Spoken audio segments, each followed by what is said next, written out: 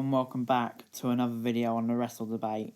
And today we are reviewing the greatest show, Backlash 2020, including the greatest wrestling match ever, or not. Well, the only way to find out if it was the greatest wrestling match ever is right here on the Wrestle Debate for Backlash out of 10.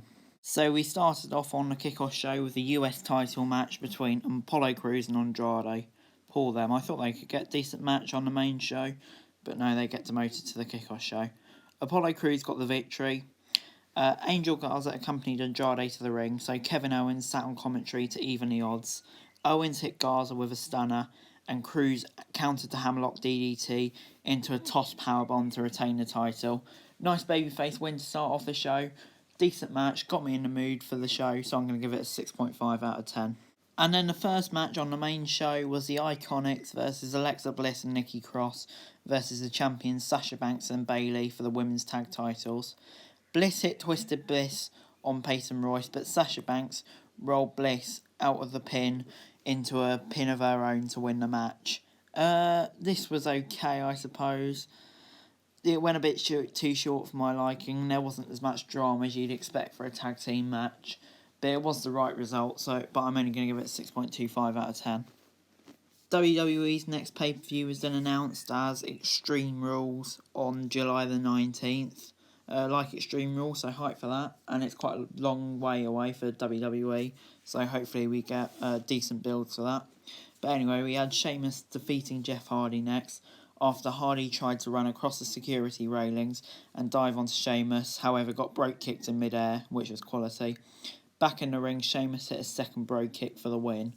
This wasn't very good in my opinion. I mean, the match was fine, but why on earth did Sheamus win? The whole story's been about Jeff Hardy overcoming the mean guy who's trying to ruin his life with drugs and alcohol, and WWE just go and have the heel win. Makes sense. So I'm only going to give it a 6 out of 10, just because of the match quality. And then we got to the low point of the night. Asuka and Nia Jax having a double count out for the Raw Women's Championship. Oh my god, this is just tragic. Asuka should have pretty much destroyed Nia Jax in quick fashion, not a bloody double count out, which would have built her up for Charlotte, and that would have been a class feud. They've ruined this now. Probably means Asuka gets Nia Jax gets another opportunity at the Raw Women's Championship, which, let's face it, no one wants to see. This was just pure crap. 5 out of 10. Then we got the Universal Championship match. Braun Strowman defeated The Miz and Morrison to retain the title. Miz and Morrison looked set to have the match won, said nobody ever, after a skull-crushing finale and double slump combination. However, The Miz broke up Morrison's pin. With the team's momentum ruined, Strowman pinned Morrison after a power slam. This was a decent match, put Strowman over big time, defeating both of them, and it wasn't quite as comedy as I thought it was going to be. But I really hope this doesn't lead to a breakup between Miz and Morrison, because they're great together. And if you haven't seen their music video, please go and watch it. That's just quality. But Strowman looked good here, so I'm going to give it a 6.75 out of 10. And then we got the WWE Championship match. Drew McIntyre defeating Bobby Lashley. Lashley gains an early advantage by locking in the full Nelson on McIntyre before the match run. That was quality, I enjoyed that. After a competitive match, Lana showed up and caused a distraction, allowing McIntyre to hit the Claymore and retain the championship. I really like this. Both men look like absolute beasts, and hopefully this is the end of Lashley and Lana, because that's never really clicked, if we're being honest. And that gives something else for Lashley to do as well. And McIntyre's still the champ and looks like a beast after having the full Nelson locked in him and still coming back to win, even if it wasn't clean. But I really enjoyed this, so I'm going to give it a 7 out of 10. And before I tell you about the next match, just please make sure you know that I haven't taken drugs recently.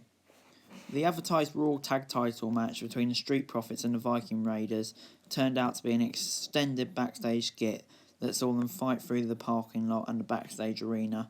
This turned into brawl comedy involving sword fights. Then Akira Tozawa showed up with a gang of motorcycle ninjas for some reason. There were multiple flashback dream sequences including everyone telling Ivar he's cute.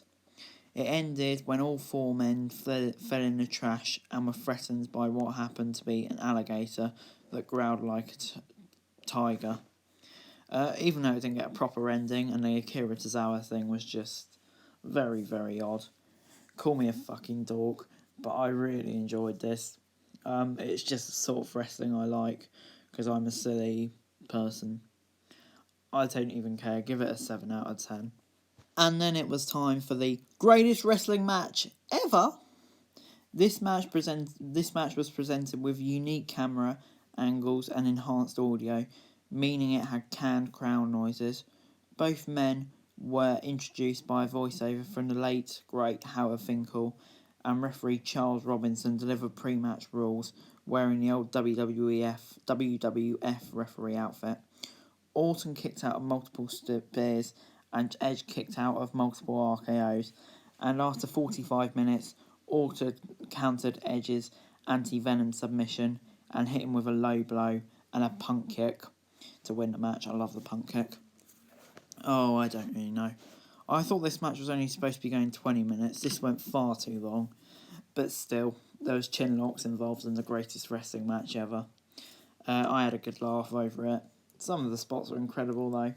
Multiple near falls. So overall, it wasn't as bad as I first thought.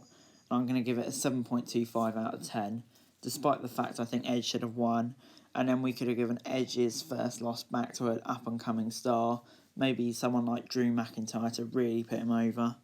So I think that was the wrong decision, but it was still a very good end to the pay-per-view, I suppose. I didn't actually mind it, so I'm going to give it a 7.25 out of 10. Overall, Backlash is going to get a 6.75 out of 10. A pretty mixed show, to be honest. We had some utter crap like Oscar v Nia Jax, but I'd say the majority of the segments were pretty darn good, including the WWE Championship match, and even the greatest wrestling match ever. Was it the greatest wrestling match ever? No, it wasn't, but it was still very good. So fair enough, and I'm going to give Backlash a 6.75 out of 10. But that is all for today, guys. Thanks very much for watching. Make sure you like, share, subscribe.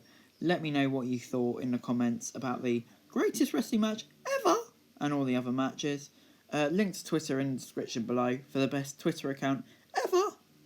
And then subscribe to my other channels on the screen now for the best content ever. Okay, I'll stop that. Thanks for watching the best video. No, I'm not going to do it. Bye.